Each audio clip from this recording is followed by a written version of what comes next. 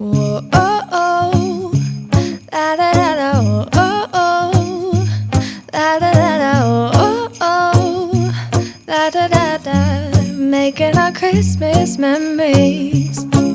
I've been working so much lately, I can barely find. It's Friday night. I've been home for about 3 minutes and I'm already starting in on a big canning project I've been wanting to do for a while.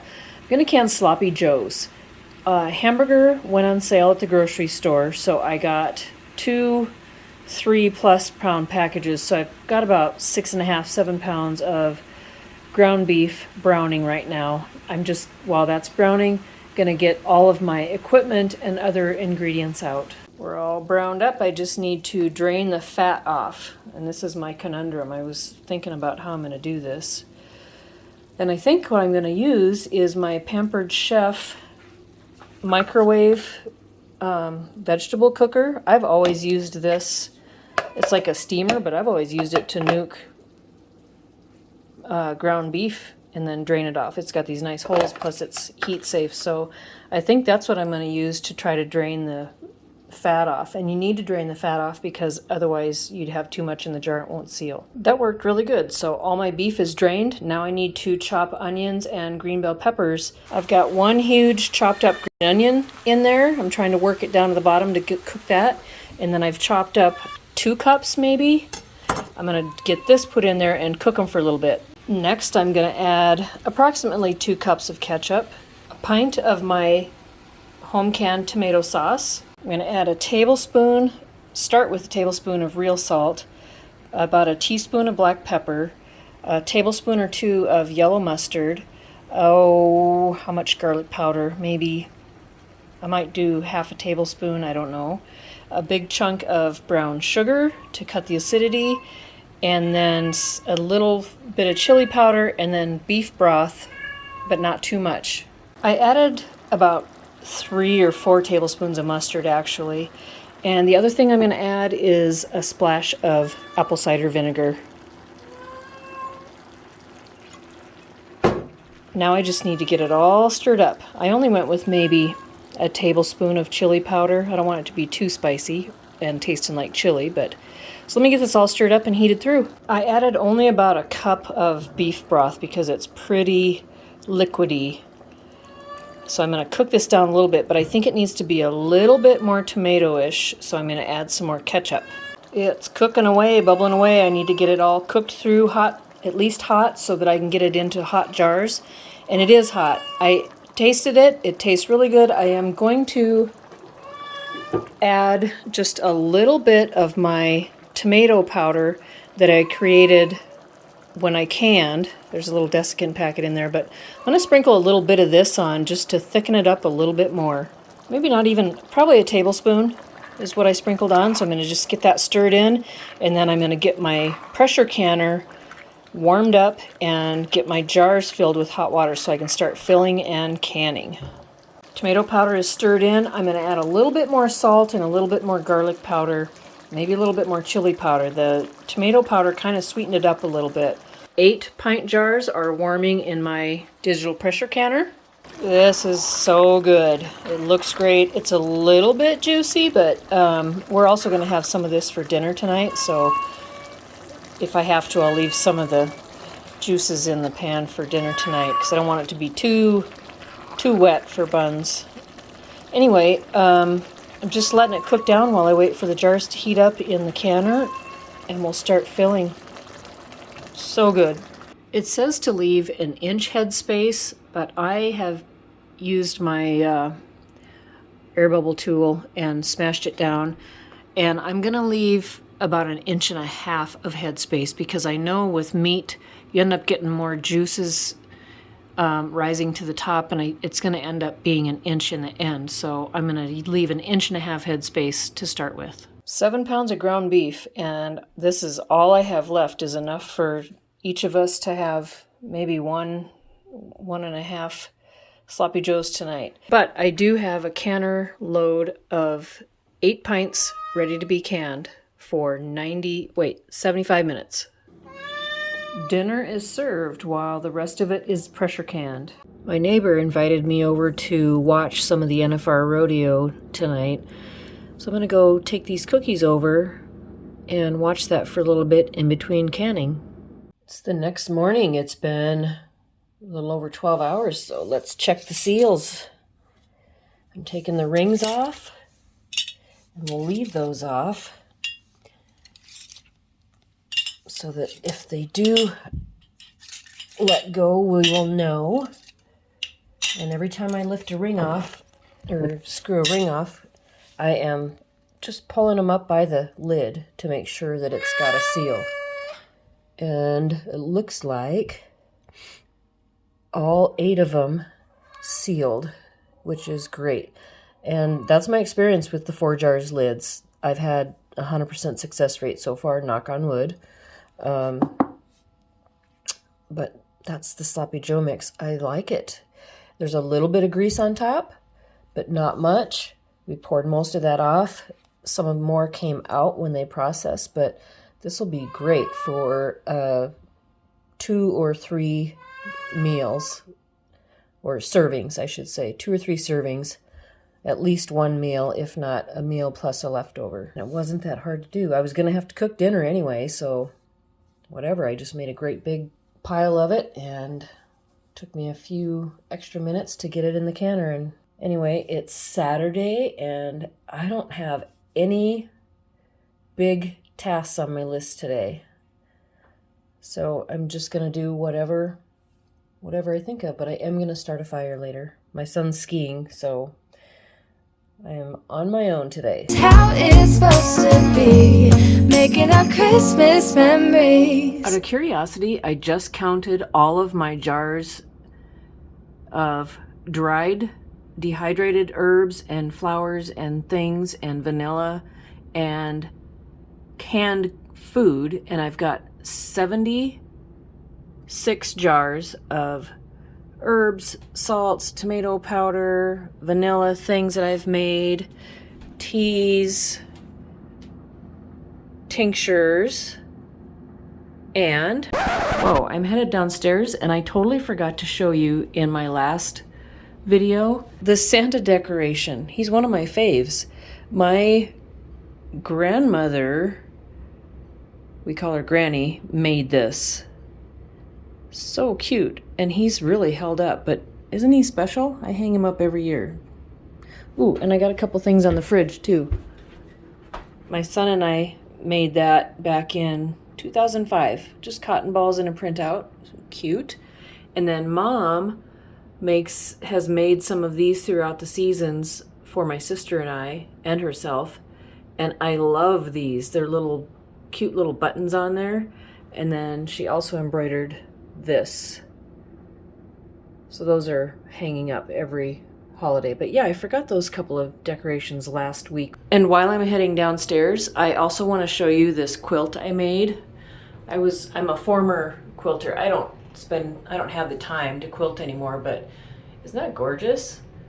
I did that about the time of the Mars expedition when they first landed, and on the back I have some photo transfers of the Mars rover. And on top of those 76 jars of dehydrated herbal and flower jars, I also have 170 jars, including my wine and home brews, 170 jars of food that I have canned down here. And that doesn't include, I haven't counted all the squash and pumpkins, but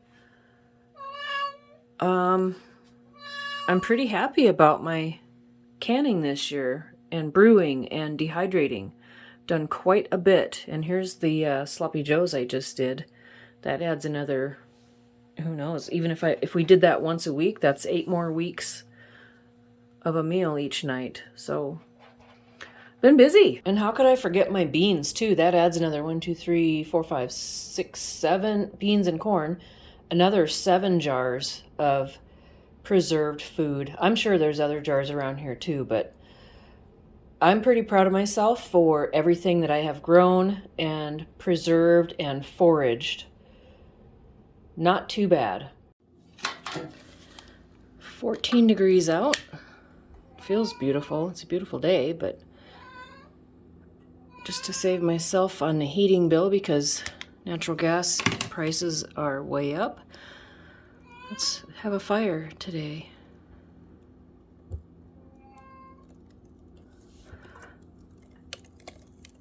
At least part of the day. I do need to get showered and ready to go. We're leaving at about 4:15 to go to Alpine Inn for our annual mother-son Christmas dinner out. So we'll have this going. I'll stoke it up before we leave, and then when we come home, it should have enough coals left to keep it going.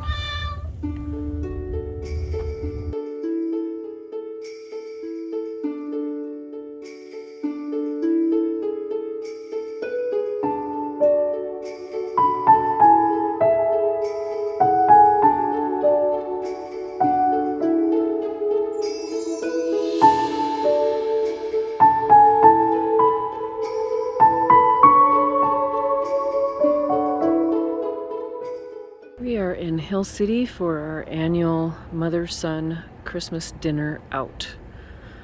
Alpine Inn is one of my favorite restaurants.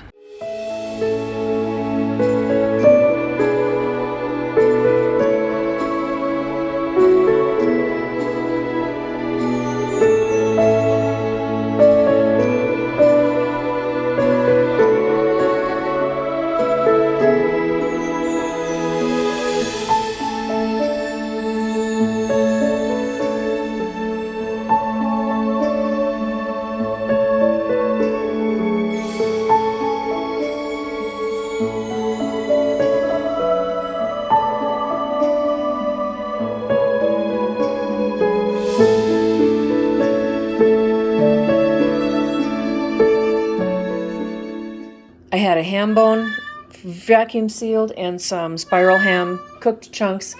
Hey, hey, hey, hey. Shushy. Some cooked spiral ham and some ham chunks, also vacuum sealed. So that's in a pot with some water coming up to temperature.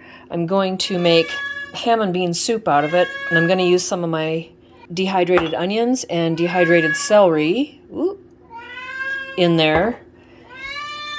And I finished scrubbing. Boy, did that take a long time.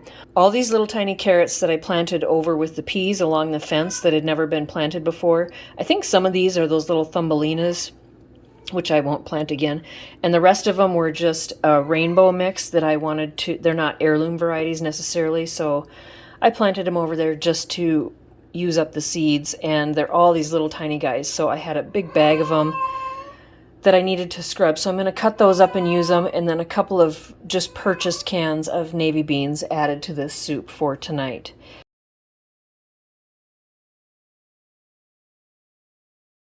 Day 3 of the flu, no COVID. This is where I've been the whole time. I haven't been sick in years, but I guess I'm making up for it now. They say if you don't take time to rest, your body will make the time for you, and I guess that's where I'm at. Actually, I think I got it from someone at work, I'm certain, because there's all kinds of people walking around sick there, but kind of unfair. Here I am at home trying to recuperate, but hopefully in the next couple of days I'll feel better to do something. Right now I can't do anything. My hair hurts. But I do have someone helping me out. Her name is Pumpkin. She's been a good girl by my side the whole time. She's so close. Hi, Pumpkin. Thank you. Thanks, sweetie. Still not feeling good. My Whoop band numbers are showing some improvement, but I still feel pretty lousy. It's Sunday. I have a quarterly board meeting tomorrow for work that I've got to conduct, and I may have to do that from home. I still have a little bit of a fever. Really shouldn't be in the office, nor should anyone else if they're sick, so this doesn't continue to spread. Anyway, it's 63 and sunny, blue skies, beautiful day. However, Starting tomorrow, we have a storm forecast that's going to give us, they say, anywhere, and this is a typical Black Hills forecast, anywhere from 2 inches to 2 feet of snow. So I had to get out of the house and actually did shower today for the first time in 6 days, so that felt great.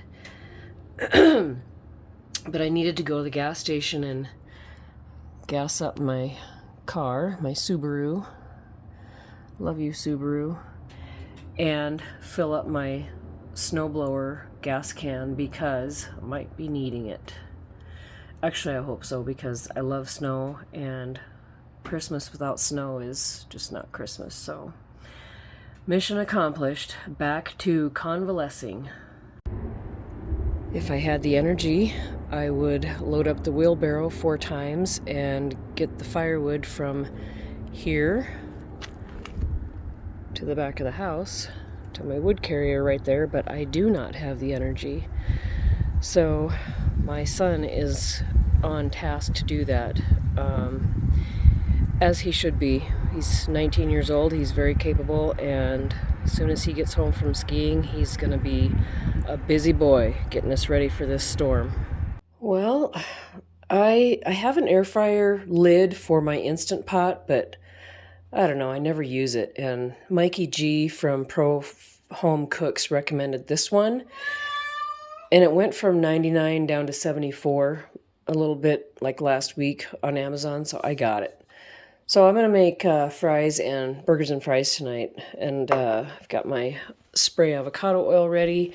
I used my super cool chopper. I forgot to show you. Still have brain fog from the flu, but I halved 2 potatoes that I scrubbed and put the cut side down and you just go whomp and it gives you fries. So I've got them soaking in cold water for 15 minutes while I cook the hamburger steaks. Somebody's interested in the hamburger steaks. But I kind of need to, I've only used my other air fryer on my Instant Pot lid a couple times, so I need to brush up on what I have to do here, but I think it's pretty easy. If you all have great resources for air frying recipes for beginners, I would love to know it. The model I got is this Kosori 4-quart. 4-quart? Yeah, I think it was a 4-quart. Anyway, we'll see how this goes. The burgers look decent. Now I'm going to get the fries in. Let's get these out first. Those look pretty good. I ran them for an extra 2 minutes. I just got home. I had to go into the office today for a board meeting and came straight home afterwards because I'm still not feeling well. And there was this package on my front step. Jeremy sent me a whole box of pecans from Texas. Isn't this wonderful? What a nice person. I so appreciate that. That is something that does not grow here, and it's really lifting my spirits. Thank you so much, Jeremy.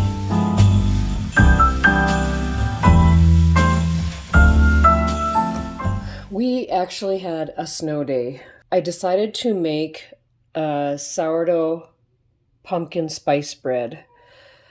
And the exciting thing is I'm going to use some of the pecans that Jeremy sent me from, my friend Jeremy sent me from Texas. And all I did to get these out of the shell, I don't have a special nutcracker, but I just used pliers to lightly crack them open, peel the shell off, and then that outer shell cracks open and I just kind of peel it off a little bit to get in here. And sometimes, if you're lucky,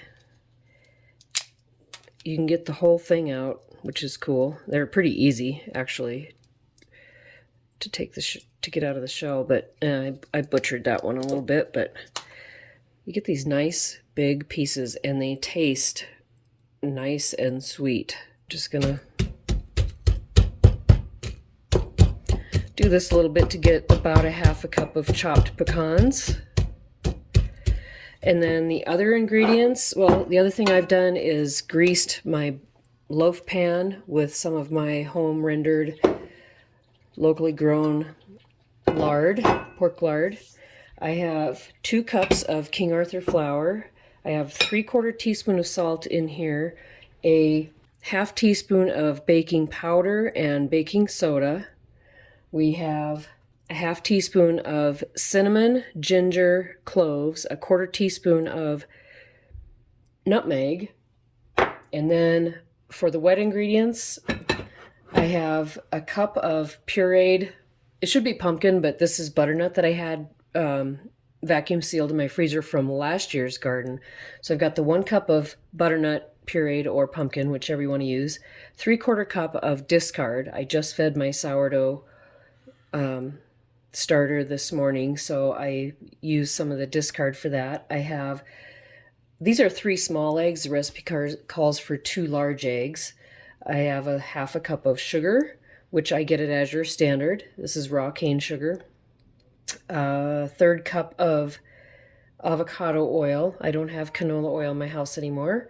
A 1/4 cup of molasses, and I'm going to use a teaspoon of vanilla extract. I'm not quite sure that my homemade vanilla extract is quite ready for baking yet, probably, but I have that store-bought stuff to use up. The leftover pecan shells, I can't throw these away, and it's too cold, and I'll show you the snow when it picks up here. I don't really want to go outside until I have to, and I will have to. I'm going to take that leftover butternut. I have a little bit of excess. I'm going to take to my composting worms because I also need to go out to the garage to get some carrots for chicken chili later today. But these I'm going to put in the fireplace and use as fire starter or just to add to the fire. They should burn fine. Let's get the, oops, I just spilled it, doggone it. The oil and sugar, molasses, and eggs, and the pumpkin mixed up.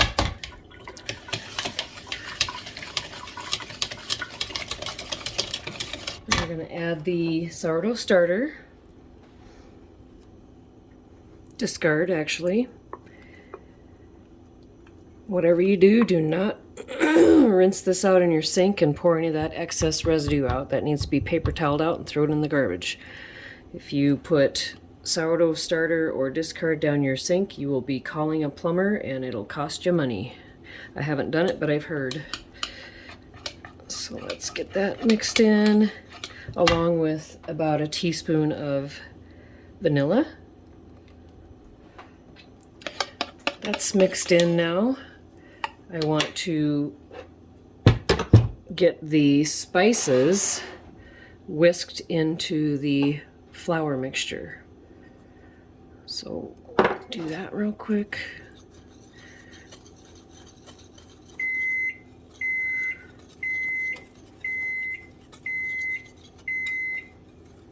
Oven's preheated. Baking on a really cold day in the teens Fahrenheit with snow blowing and 2 foot on the way, 1 to 2 foot on the way. Baking is a great way to keep the house warm. I have not started the wood stove yet. It makes the basement really cold when my son is down there.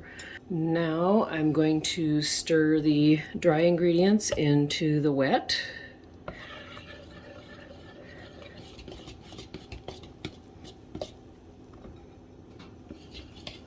Okay, and as with any quick bread, muffins, most baking things, unless you're making a gluten-developed bread, you don't want to mix very much. It'll keep it more tender if you just barely get it mixed. I'm going to stir in the pecans. Ooh, Lord, about dropped the whole thing. I was trying to be showy. That did not work. And the recipe also calls for a half a cup of raisins, but I don't think I'm going to add those in. Get this poured into our pan.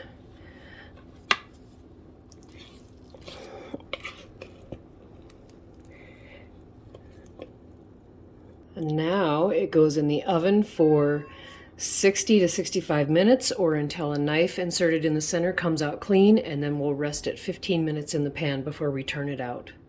I stored some of my bigger carrots just in a big plastic like sweater box with clean play sand in it, and they seem to be storing fine, except they're sprouting, and I suspect that's because it's a clear tote, not an opaque one. So I'm going to try to get through these as fast as I can. I don't want them to get all mushy. It looks like some of these are. Dang it. So I might leave this. I got conflicting information as far as leaving the lid on or off. I've had it on, so I think I'm going to make sure it's cracked open a little bit. Anyway, I've got enough carrots for my chili tonight. It said just a half a cup, so let's get back inside. It's bitter cold and the wind is coming up. This is about the time that the blizzard is supposed to get started. So, time to go in and warm up. Timer just went off. It smells so good. Oh, it's beautiful. It needs to go for another 10 minutes or so. The knife in the center trick still showed some batter from the center of the loaf, so it needs some more time. All right, let's see if 10 more minutes did the trick. Yep, I'm calling it done. So let's let it cool for 15 and then we'll pop it out of that bread loaf pan. And the oven's off, but of course I'm letting the heat into the room. No sense wasting that. We agreed that the bread turned out really good. Santa likes it too. Now to make my chicken chili. I'm just going to brown some boneless, skinless chicken breasts in a little bit of olive oil and then add onions out of the garden that I'm chopping up, some carrots, those carrots that I got earlier, a little bit of garlic that'll be minced, and then I got some celery out of the freezer that I had vacuum sealed out of the garden, and then we will have a big can of diced tomatoes. I'm going to do 2 little jars of my tomato paste, a can of garbanzo beans, and some chili powder and cumin seed, plus some salt and pepper. And I almost forgot some salsa. As usual, I'm putting my onion and garlic skins and other vegetable scraps into my bag that I keep in the freezer for broth later. Chicken, onions, and garlic is starting to brown, so I need to get the carrots and celery in. I've chopped up the carrots and the celery is broken up. Already chopped, that's how I froze it.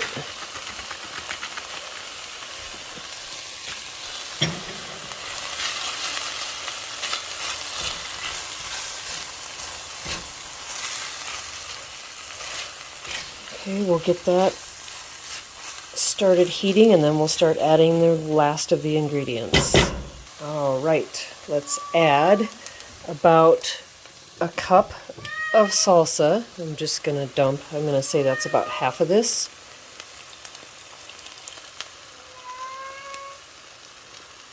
Yeah, that's probably good. And the garbanzo beans that I've rinsed and drained. My great big 28-ounce can of diced tomatoes. And these 2 tomato pastes that I home canned. Smells so good.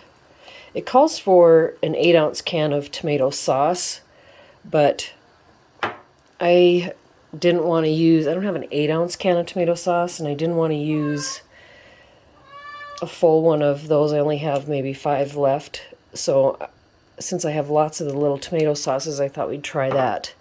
And then a half a teaspoon of cumin, ground cumin, and 3 3 teaspoons of chili powder, so I'm just going to guess on that. That's probably 1, 2, 3 or so. And let's get this stirred together. And we're going to simmer this for a half an hour. You probably do this too, but I always put a little bit of water in my tomato cans and swish it around to get stuff out of the cans, and then so that I'm not wasting especially any of the home canned tomatoes, I'm going to swish it around, just a little bit of water in each jar as well, and then just add it to the chili. It's not going to hurt a little at all to have a little bit of more water in there. Plus then our can is ready for recycle and our jars are cleaned. We haven't wasted a bit. There we go. Looks really good.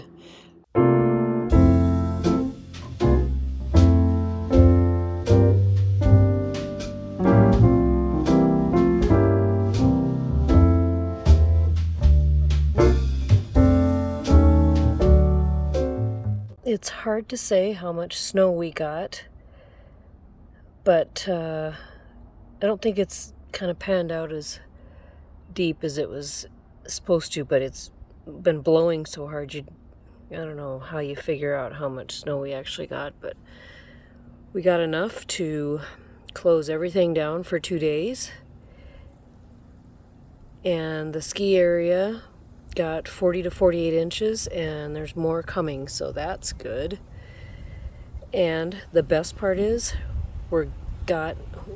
there's no question we'll have a white Christmas. This is definitely going to stick around because we're going to be very cold until then. It's only 2 weeks away. Pumpkin wants to help me show you the gift basket that I made for the exchange that we're having at Christmas Day at my folks' house. I got one of those African authentic foraging baskets. Has a nice leather label. I have one and I use it all the time. It's got a nice little leather label in here that's hand filled out by the person who made it in Ghana. But it's a beautiful color. Love this one. Perfect size for foraging. Excuse me, Pumpkin. And I put some things inside. There's a bag of hand-grown or wild foraged tea items. I have, did I put a label? I put a label on everything because I don't want to forget, and no one else is going to know either without me telling them. Plus I put 3 of the tea bags, some of my favorite. It's just nice paper with a drawstring. You can make your own tea blends in there. But this has calendula, chamomile, orange slices, raspberry leaf, hibiscus, bergamot, and lemon balm in it, so they can make their own tea.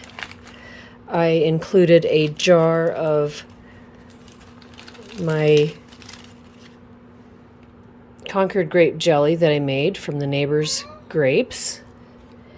And there's a handmade incense cone in here, and it's my juniper, lemongrass, lavender. Oh, did I spell lavender wrong? Incense cone. And from my friend in Lubbock, Texas, a bag of pecans that he foraged and sent to me, so I thought I'd better share. And there's a little container of my handmade Papua New Guinea vanilla bean paste.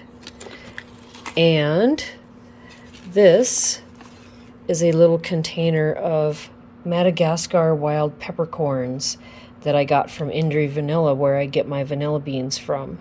Those will be good for them to cook with or garnish foods with. And then I also included 4 packets of seeds that I seed saved from my own garden.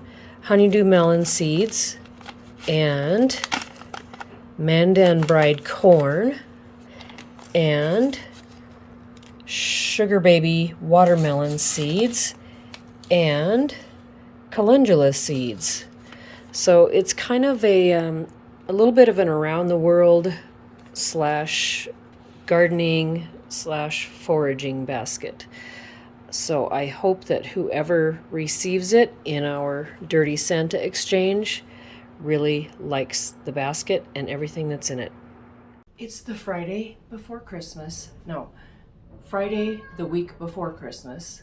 And it's my last day of work. I am going to go in on Fridays like Christmas Eve and New Year's Eve just to water my plants and catch up on emails. Today is our section's lunch at a local restaurant, so I decided to actually dress up and wear a Christmassy dress. There's a blizzard out. It is so windy. I did not sleep well last night, but it's really cold. But that's a perfect time for a velvety Christmas dress. And even did a little barrette in my hair. It's Saturday, and which is basically the start of my 2 weeks off. And this morning I'm going to make some acorn flour pancakes with this jar that I've been keeping in the freezer of my already processed acorn flour, which is exciting. 3/4 cup of acorn flour, 3/4 cup of white flour, 3 tablespoons of sugar. I get my sugar in bulk from Azure Standard. 2 teaspoons of baking powder, 1/2 teaspoon of salt, 1.5 cups of milk, 3 tablespoons of melted butter, 2 beaten eggs, and a teaspoon of vanilla. The acorn pancakes were excellent for brunch.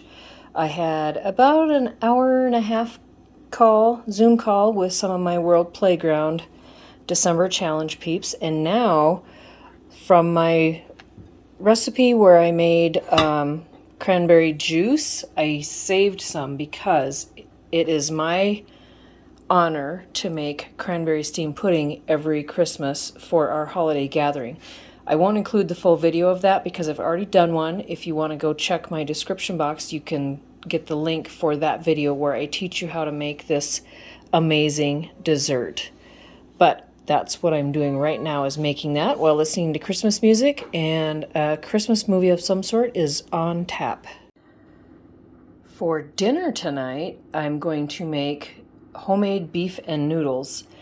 I've got canned beef. The noodles are from my Better Homes and Gardens cookbook. I'm using the chicken and noodles recipe.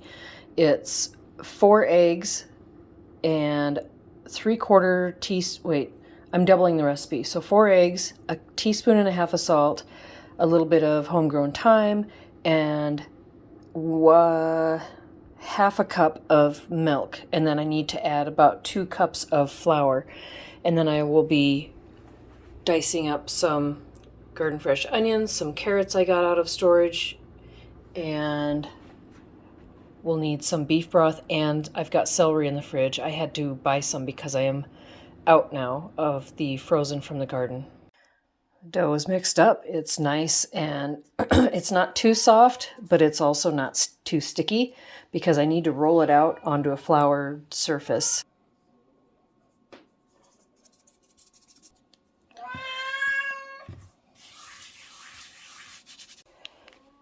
There we go. It's all rolled out. Now I'm going to sprinkle some more flour over it because I'm going to roll it up to cut it, I think.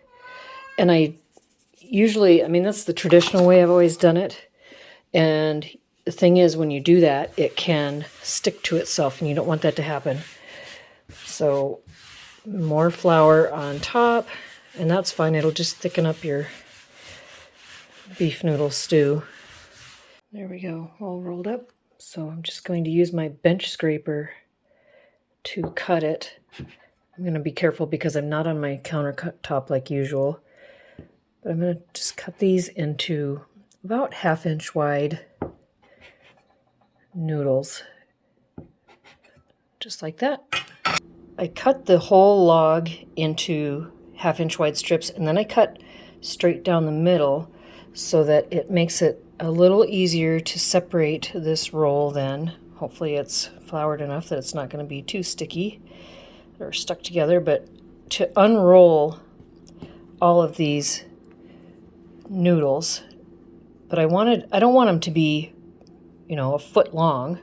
It makes it hard to eat. I want them to be smaller chunks or shorter noodles, so I cut them down the middle like that. Now I just need to take some time to unfurl, which is a little bit time consuming, but totally worth it. There we go. All of the noodles are separated. I'm just going to leave these on the tabletop to dry while I get the onions, carrots, and celery chopped up and sauteing in a little bit of olive oil. Onion and garlic browning. Now, let's add the celery and carrots in. A little bit of salt, a little bit of pepper. Now, beef broth. I had a partial carton, maybe 3 cups worth in the fridge already. So I'm going to use that up, and then I'm going to pour the other 4-cup carton in as well. And we're going to let those vegetables simmer for a while to soften up. Half an hour, and then I'm going to add in the jar of beef. And as usual, the onion peels and trimmings, the garlic trimmings, the celery is all going to go into my freezer bag full of scraps for making beef or chicken or whatever kind of stock. I forgot the carrot peels. Those went into the compost bin. That's okay. The worms and the compost need some of that too. This will go back in the freezer. Veggies have been simmering for 20 minutes. Now we add this jar of home-canned beef. I know that home-canned beef looks disgusting if you've never had it, but let me tell you how good it is. It's so flavorful and tender. Oh, it's just the best. So we're going to add this entire jar, juice and all. There we go. I used a fork to get it out of the jar. Now I am going to let this heat through for, probably 15-20 minutes. And then we'll add our noodles after that. While I'm waiting for the beef stew to heat up and before I put noodles on, I'm going to turn out the cranberry steamed pudding loaves onto some plastic wrap and get those in the freezer for next week. So I've just turned it upside down onto the plastic wrap to kind of steam itself out of there and release from the pan. And I'll come back in a couple of minutes and we'll start wrapping those up. They look so nice and they are going to taste so good. Just love cranberry steamed pudding. Cranberry steamed pudding is all wrapped in plastic and in a gallon Ziploc bag, and these will go in the freezer so that on Christmas Day all I have to do is grab this and then the sauce ingredients, which are in that recipe video from before. So I'm happy that that is complete. Now I'm going to start putting these noodles in the bowl to get them transferred over to the stove because we're almost ready to add these. I'm just going to do it one handful at a time and spread them around so they don't get stuck to each other.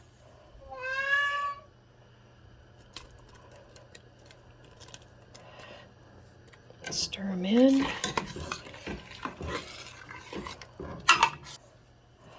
This is a double batch of noodles to a single batch of beef stew. That's how much we like these noodles. These are good in chicken soup too. Either way, super good. I'll let those noodles cook in there for about 10 minutes. Man, nice and thick beef noodle stew. Love it. Great for after a 4-day blizzard and really cold temperatures. I think next week our high for one day is going to be -2 without the wind chill.